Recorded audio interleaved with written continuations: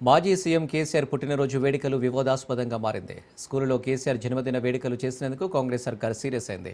వేడుకలు చేస్తే వేటు తప్పదంటూ ఏకంగా ఓ స్కూల్ ప్రిన్సిపల్ను సస్పెండ్ చేసింది. ఈ విషయంపై కేటీఆర్తో పాటు పలువురు బీఆర్ఎస్ శ్రేణులు తీవ్ర స్థాయిలో స్పందించారు. దీంతో ప్రిన్సిపల్ సస్పెన్షన్ హాట్ టాపిక్గా మారింది.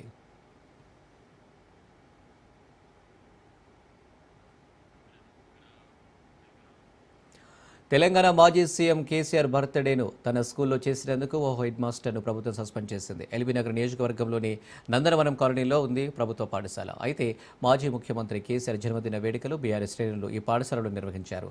హస్తినాపురంలో మాజీ కార్పొరేటర్ పద్మనాయక్ ఆధ్వర్యంలో వేడుకలు చేశారు. ఇంతవరకు బానే ఉంది. ఆ తర్వాతే స్టార్ట్ అయ్యాయి తిప్పలు.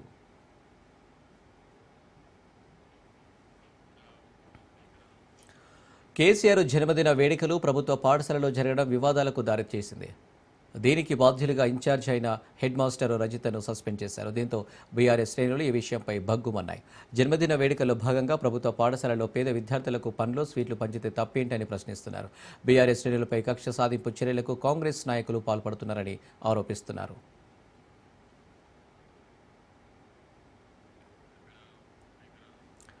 ఈ ఘటనపై ఎక్స్ వేదికగా బీఆర్ఎస్ వర్కింగ్ ప్రెసిడెంట్ కేటీఆర్ స్పందించారు. సీఎం రేవంత్ తీరుపై మండిపడ్డారు. అత్యున్నత పదవిలో ఉండే సీఎం రేవంత్ రెడ్డికి ఎందుకింత అభద్రత భావం అంటూ కేటీఆర్ ఎక్స్ వేదికగా ప్రశ్నించారు. వార్డు మెంబర్ కూడా కానీ రేవంత్ రెడ్డి సోదరుడు తిరుపతి రెడ్డికి కలెక్టర్ సలాం కొట్టొచ్చు, పోలీసులు ఎస్కార్డ్ ఇవ్వచ్చు, అయినా కళ్యాణ లక్ష్మి చెక్కులు పంచవచ్చు, అభివృద్ధి పనులకు శంకుస్థాపన ప్రారంభోత్సవాలు చేయొచ్చు. ఆయనకు పాఠశాల విద్యార్థులను ఎండలో నిలబెట్టి పూలు చల్లి స్వాగతం పలకొచ్చన్నారు. వారితో ఆయనకు అధికార యంత్రాంగం దగ్గరుండి సెల్యూట్ కొట్టించవచ్చు. ఏ అర్హత లేకున్నా అధికారిక వేదికపై కలెక్టర్ను వెనక్కు నెట్టిన వేదికను పట్టించుకోవచ్చంటూ కేటీఆర్ ట్వీట్లో ప్రస్తావించారు.